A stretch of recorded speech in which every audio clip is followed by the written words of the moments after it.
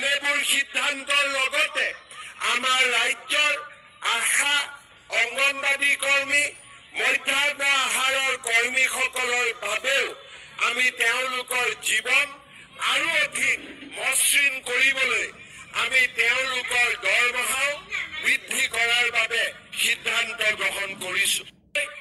অহা নৱেম্বৰ মাহত অসমৰ চৰকাৰী কৰ্মচাৰীসকলক দৰমহাৰ লগত আমি 1000 টকাকৈ দিবলৈ সিদ্ধান্ত গ্ৰহণ কৰিছো, যাতে এই চৰকাৰে আগবঢ়োৱা চৰকাৰী কৰ্মচাৰীসকললৈ তেওঁলোকৰ দৰমহাৰ লগত আগবঢ়োৱা 1000 টকাৰে আমি নতুন নতুন কিতাপ ক্ৰয় কৰিব পাৰো আৰু কিতাপৰ আন্দোলনক আগুৱাই লৈ যাব পাৰো। মই অসমৰ ব্যৱসায়ী মহলকো উদ্যোগ প্ৰতিষ্ঠানৰ স্বত্বাধিকাৰীসকলকো এই ধৰণে এই বছৰ কিতাপ কিনিবলৈ তেওঁলোকৰ কৰ্মচাৰীসকলক অলপ হ'লেও আৰ্থিক সহায় আগবঢ়াবলৈ অনুৰোধ জনাম।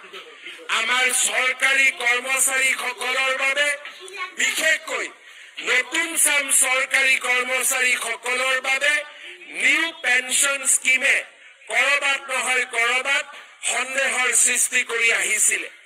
এই বছৰ 1 এপ্ৰিলৰ পৰা আমি আমাৰ অসমৰ চৰকাৰী কৰ্মচাৰীসকলৰ বাবে নিউ পেঞ্চন স্কিমৰ সামৰণি মাৰি United pension scheme UPS scheme আমি আৰম্ভ কৰিব বিচাৰিছো, যাৰ জৰিয়তে 25 বছৰ কাম কৰা চৰকাৰী কৰ্মচাৰীসকলে নিশ্চিতভাৱে তেওঁলোকে 50% চাকৰি কালৰ দৰমহা 50% ডিয়াৰনেছ এলাউন্সৰ সৈতে লাভ কৰিবলৈ সক্ষম হ'ব। অসমৰ চৰকাৰী কৰ্মচাৰীসকলক মই আৰু এটা সুখবৰ আজি দিব বিচাৰিছো। 2005 চনৰ আগতে যিসকলৰ নিযুক্তিৰ প্ৰক্ৰিয়া আৰম্ভ হৈছিল, কিবা কাৰণত নিযুক্তিৰ প্ৰক্ৰিয়া 2005লৈ গুচি গ'ল, তেওঁলোকে ওল্ড পেঞ্চন স্কিমৰ জাগাত নিউ পেঞ্চন স্কিমৰ অন্তৰ্ভুক্ত হ'বলগীয়া হৈছিল। কাৰিকৰী অসুবিধা পিছ পেলাই মই তেনে চৰকাৰী কৰ্মচাৰীসকলকো যাৰ নিযুক্তিৰ প্ৰক্ৰিয়া 2005 চনৰ আগতে আৰম্ভ হৈছিল, তেনে চৰকাৰী কৰ্মচাৰীসকলকো ওল্ড পেঞ্চন স্কিম বা OPSৰ ভিতৰলৈ আনিবলৈ সিদ্ধান্ত গ্ৰহণ কৰিছো, যি আমাৰ ৰাজ্যখনৰ চৰকাৰী কৰ্মচাৰীসকলৰ বাবে নিৰাশাৰ পৰিৱৰ্তে আশাৰ এক নতুন সঞ্জীৱনী সুধা আৰম্ভ কৰিব।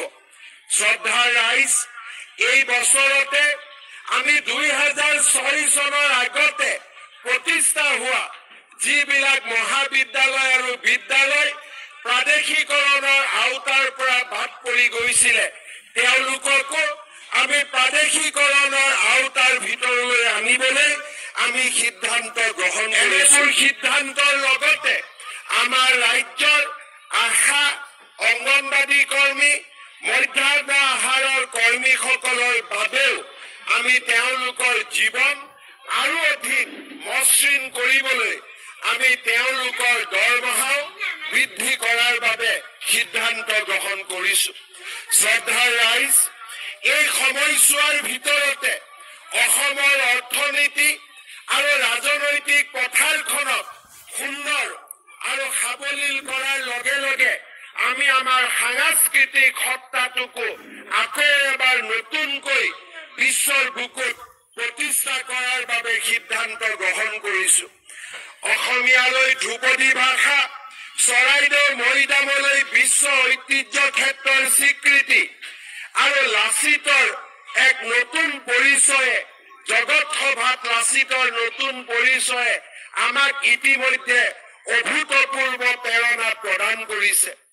এই নতুন উৎসাহৰ সুযোগ লৈ অহা 24 ফেব্ৰুৱাৰীত আমি ঝুমুৰ নৃত্যত 10,000 নাচনী আৰু নচুৱাৰে আমি আকৌ এবাৰ জগত সভালৈ লৈ যাবলৈ প্ৰচেষ্টা কৰিম আৰু এই বছৰৰ 10,000 শিল্পীৰে আমি বাগৰুম্বাকো আমি জগত সভালৈ লৈ যোৱাৰ বাবে চেষ্টা কৰিম। বাৰে ৰহণীয়া সংস্কৃতিৰে মহিয়ান আমাৰ ৰাজ্যখনৰ সাংস্কৃতিক চিন্তাধাৰা আৰু সাংস্কৃতিক সম্পত্তিসমূহক আমি বিশ্বৰ সভালৈ জগত সভালৈ লৈ যোৱাৰ বাবে প্ৰতিশ্ৰুতিবদ্ধ। শ্ৰদ্ধাৰ ৰাইজ, আমাৰ সাংস্কৃতিক জীৱনৰ বা আমাৰ সাংস্কৃতিক সত্তাৰ মূল আত্মা হৈছে মহাপুৰুষ শ্ৰীমন্ত শংকৰদেৱ। লাচিতৰ ওপৰত ইংৰাজী গ্ৰন্থক আমি ভাৰতবৰ্ষৰ প্ৰতিটো ভাষালৈ ৰূপান্তৰ কৰি আমি লাচিতৰ গৌৰৱ, লাচিতৰ সৌৰভক আমি ভাৰতৰ প্ৰতিটো ভাষালৈ ৰূপান্তৰ কৰিবলৈ সক্ষম হৈছিলো।